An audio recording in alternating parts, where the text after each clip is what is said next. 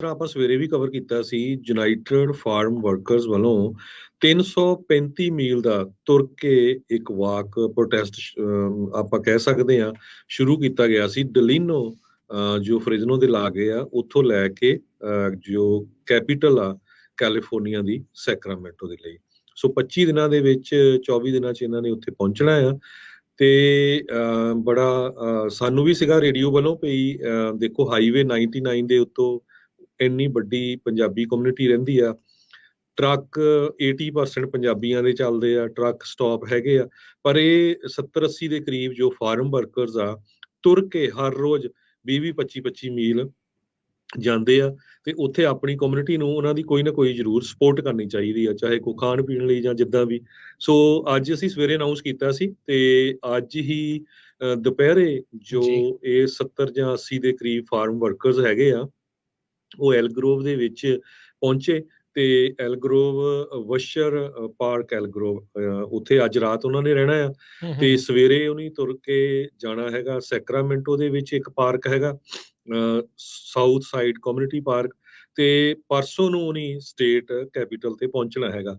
ਸੋ ਸਰੋਤਿਆਂ ਨੂੰ ਦੱਸਦੇ ਜਾਈਏ, ਜੋ ਫਾਰਮ ਵਰਕਰਸ ਆ, ਇਹ AV 2183 ਇਹ ਬਿੱਲ ਆ ਜਿਸ ਨੂੰ ਗਵਰਨਰ ਨੇ ਹੋਪਫੁਲੀ ਫਰਾਈਡੇ ਨੂੰ ਸਾਈਨ ਕਰਨਾ ਹੈ। ਜਿਹੜੇ ਫਾਰਮ ਵਰਕਰਸ ਹੈਗੇ ਆ, ਖੇਤਾਂ 'ਚ ਕੰਮ ਕਰਦੇ ਆ, ਉਹਨਾਂ ਦੀ ਵੋਟਿੰਗ ਦੇ ਹੱਕ ਦੇ ਰਾਈਟਸ ਹੈਗੇ ਆ ਵੀ ਉਹਨਾਂ ਨੂੰ ਬਿਨਾਂ ਕਿਸੇ ਇੰਟੀਮੀਡੇਸ਼ਨ ਦੇ, ਬਿਨਾਂ ਕਿਸੇ ਡਰ ਦੇ ਵੋਟ ਪਾਉਣ ਦਾ ਹੱਕ ਹੋਣਾ ਚਾਹੀਦਾ, ਜਿਹੜੀਆਂ ਉਹਨਾਂ ਦੀਆਂ ਯੂਨੀਅਨਸ ਹੈਗੀਆਂ ਆ।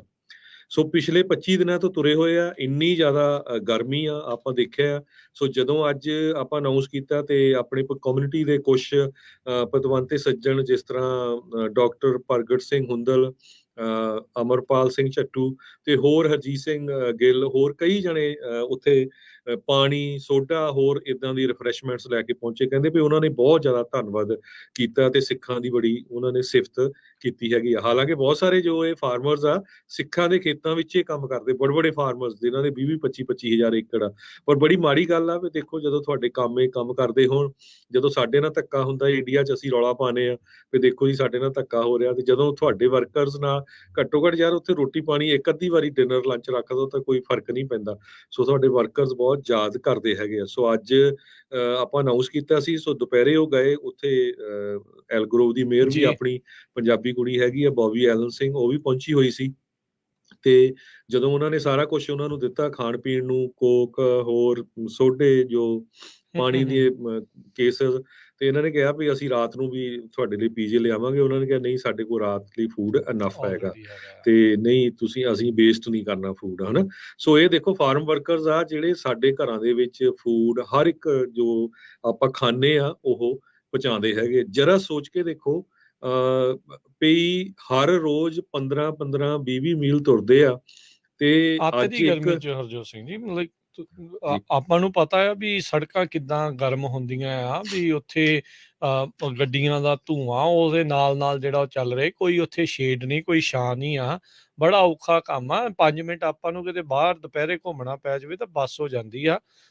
ਜਿਉਂ ਸਵੇਰੇ ਚੱਲਦੇ ਨੇ ਤੇ ਉਹ ਚੱਲਦੇ ਨੇ, ਤੇ ਪੈਰਾਂ ਦਾ ਹਾਲ ਦੇਖੋ ਕੀ ਹੋਇਆ ਹੋਊਗਾ। 3 ਹਫ਼ਤੇ ਹੋ ਗਏ ਆ ਉਹਨਾਂ ਨੂੰ ਉੱਥੋਂ ਜਿਹੜਾ ਉਹ ਤੁਰਿਆ ਹੋਇਆ ਨੂੰ।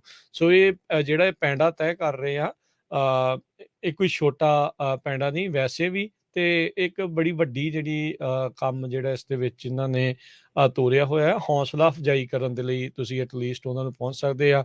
ਜ਼ਰੂਰੀ ਨਹੀਂ ਆ ਵੀ ਇਕੱਲਾ ਪਾਣੀ, ਰੋਟੀ ਜਾਂ ਫੂਡ ਦੇ ਨਾਲ ਹੀ ਉਸੇ ਦੀ ਉਹਨਾਂ ਨੂੰ ਲੋੜ ਆ, ਨਹੀਂ, ਉਹਨਾਂ ਨੂੰ ਹੌਸਲੇ ਦੀ ਵੀ ਜਿਹੜੀ ਉਹ ਨਾਲ ਲੋੜ ਆ। ਤੁਸੀਂ ਉਹਨਾਂ ਨੂੰ ਉਹ ਸਟੋਰੀ ਦੱਸ ਸਕਦੇ ਆ ਵੀ ਕਿਸ ਤਰੀਕੇ ਦੇ ਨਾਲ ਅੱਜ ਤੋਂ 1 ਵਰ੍ਹਾ ਪਹਿਲਾਂ 1 ਸਾਲ ਲਈ ਸਾਡੇ ਜਿਹੜੇ ਕਿਸਾਨ ਆ ਪੰਜਾਬ ਦੇ, ਉਹ ਵੀ ਇੱਦਾਂ ਹੀ ਸਰਕਾਰ ਦੇ ਨਾਲ ਮੱਥਾ ਲਾਈ ਜਿਹੜੇ ਉੱਥੇ ਬੈਠੇ ਸੀਗੇ।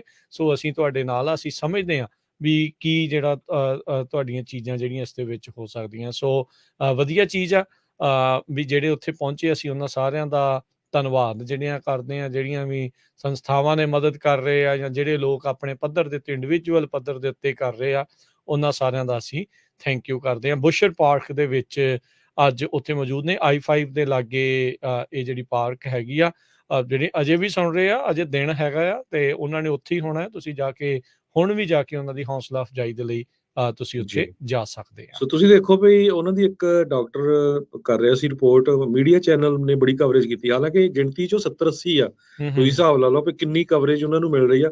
ਕਹਿੰਦੇ ਬਈ ਤੁਰਦਿਆਂ ਦੇ ਪੈਰਾਂ ਦੇ ਵਿੱਚ ਸੁੱਕ, ਉਹਨਾਂ ਦੇ ਪੈਰ ਸੁੱਜ ਗਏ ਆ, ਛਾਲੇ ਪਏ ਆ, ਬਰੂਜ਼ਰ ਪਏ ਹੈਗੇ ਆ, ਟ੍ਰਿਪਲ ਡਿਜਿਟ ਹੀਟ ਆ। ਤੁਸੀਂ ਹਿਸਾਬ 100 ਤੋਂ ਉੱਪਰ ਟੈਂਪਰੇਚਰ ਆ। ਆਪਾਂ ਕਾਰ 'ਚ ਜਿੱਦਣ ਦੇ ਬੈਠਣਾ ਤੁਰੇ ਹੋਵੇ, ਉਹ ਆਫਿਸ ਘਰ ਬੈਠਣਾ ਹੋਵੇ, ਸਭ ਤੋਂ ਪਹਿਲਾਂ ਏਸੀ ਵੱਲ ਨੂੰ ਭੱਜਦੇ ਹੈਗੇ ਆ। ਸੋ ਉਹਨਾਂ ਨੇ ਫਰਾਈਡੇ ਨੂੰ ਜੋ ਕੈਪੀਟਲ ਜੋ ਸਟੇਟ ਦੀ ਆ ਉਹਦੇ ਸਾਹਮਣੇ ਪਹੁੰਚਣਾ ਆ। ਫਿਰ ਇੱਕ ਵਾਰੀ ਬੇਨਤੀ ਕਰਦੇ, ਜਿੰਨੇ ਵੀ ਪੰਜਾਬੀ ਭੈਣ ਭਰਾ ਆ ਉਹਨਾਂ ਦੀ ਸਪੋਰਟ ਲਈ ਜਾਓ। ਜੇ ਦਸਤਾਰਾਂ ਸਜਾ ਕੇ ਜਾ ਸਕਦੇ ਤਾਂ ਹੋਰ ਵੀ ਵਧੀਆ ਹੈਗਾ, ਕਿਉਂਕਿ ਉੱਥੇ ਬਹੁਤ ਜ਼ਿਆਦਾ ਮੀਡੀਆ ਕਵਰ ਕਰਨਾ ਆ, ਮੀਡੀਆ ਨੇ ਪਹੁੰਚਣਾ ਆ। ਗਵਰਨਰ ਨੇ AB 2183 ਬਿੱਲ ਦੇ ਉੱਤੇ ਸਾਈਨ ਵੀ ਕਰਨੇ ਹੈਗੇ ਆ। ਜੀ, ਸੋ ਸਾਈਨ ਕਰ ਦੇਣ, ਇਸੇ ਲਈ ਇਹਨਾਂ ਨੇ ਇਹ ਮਾਰਚ ਜਿਹੜਾ ਉਹ ਚਲਾਇਆ ਆ।